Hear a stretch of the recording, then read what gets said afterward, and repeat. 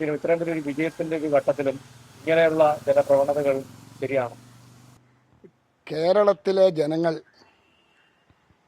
കോൺഗ്രസിനും ഐക്യ ജനാധിപത്യ മുന്നണിക്കും ഔദാര്യപൂർവ്വം നൽകിയ വിജയമാണ് ഈ തെരഞ്ഞെടുപ്പിലുണ്ടായത്. ആ തെരഞ്ഞെടുപ്പ് വിജയത്തിൻ്റെ മുഴുവൻ ശോഭയും മാറ്റും കളയുന്ന നടപടികളാണ് ഇപ്പം കേരളത്തിലെ തെരുവോരങ്ങളിലും സോഷ്യൽ മീഡിയയിൽ സാമൂഹിക മാധ്യമങ്ങളിലും നടന്നുകൊണ്ടിരിക്കുന്നതെന്ന് പറയാതെ വയ്യ. നമുക്കറിയാം, എത്രയോ വലിയ കോലാഹലങ്ങളാണ് തെരുവോരങ്ങളിൽ നടക്കുന്നത്. ഇത് കണ്ടാൽ തോന്നും മുഖ്യമന്ത്രിയെ തീരുമാനിക്കുന്നത് സാമൂഹ്യ മാധ്യമങ്ങളും തെരുവിലെ പ്രകടനങ്ങളുമാണെന്ന് നമുക്ക് തോന്നിപ്പോകും. അത് ശരിയാണോ എന്ന് ഇത് നടത്തുന്നവർ ആത്മപരിശോധന നടത്തേണ്ട സമയമാണിത്.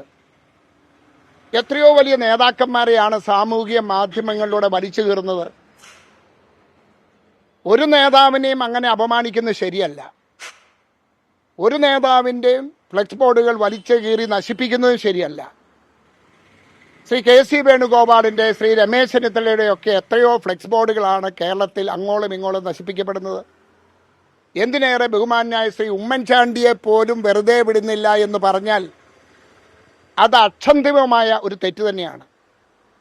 സാമൂഹ്യ മാധ്യമങ്ങളിലൂടെ ശ്രീ വേണുഗോപാലിനെ കുറിച്ച് പറയുന്ന കാര്യങ്ങൾ, സത്യത്തിൽ ശ്രീ വേണുഗോപാൽ കേരളത്തിന് അഭിമാനം നൽകുന്ന നേതാവാണ്.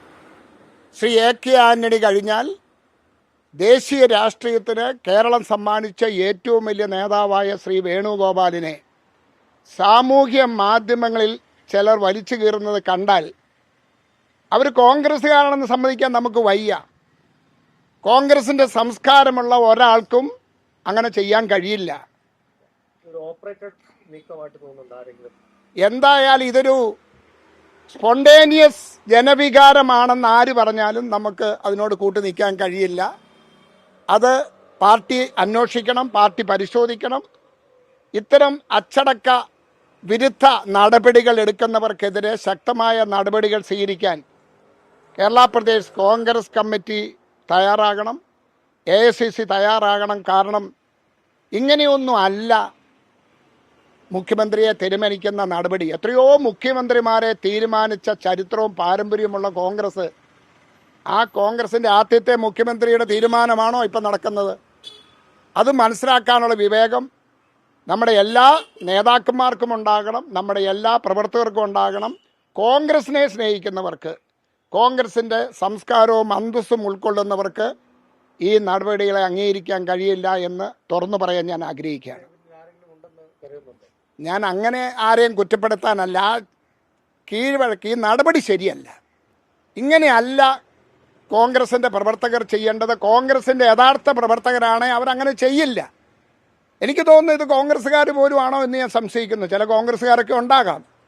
പക്ഷേ അതിനും അപ്പുറത്ത് ആരെങ്കിലും ഇതിൻ്റെ പിന്നിലുണ്ടെങ്കിൽ അവർ കോൺഗ്രസിനെ നന്നാക്കാനല്ല, കേരളത്തെ നന്നാക്കാനല്ല, കേരളത്തിൽ ജനം പ്രത്യാശയോടുകൂടി തന്ന ഒരു UDF ഭരണം ഉണ്ടാകണമെന്ന് അവർ ആഗ്രഹിക്കുന്നു. ആ ഭരണത്തിൻ്റെ നന്മയ്ക്ക് ഇത് ഉതകുന്നതല്ല.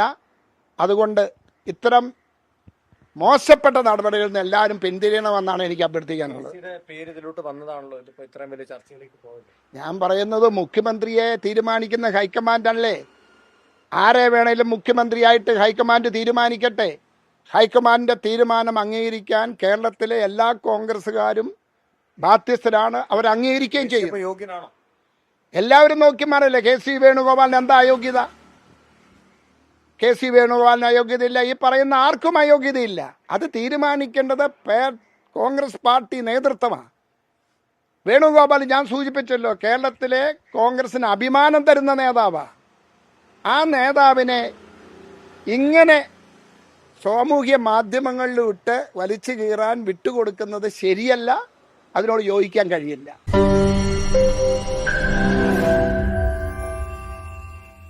ലോകത്തെവിടെയായാലും ഏത് സമയത്തും 24 വാർത്തകളും ഓഗ്മെന്റഡ് റിയാലിറ്റി പാക്കേജുകളും എക്സ്പ്ലെയിനറുകളും വിശദമായി കാണാൻ ഞങ്ങളുടെ YouTube ചാനൽ നിങ്ങൾക്ക് സബ്സ്ക്രൈബ് ചെയ്യാം.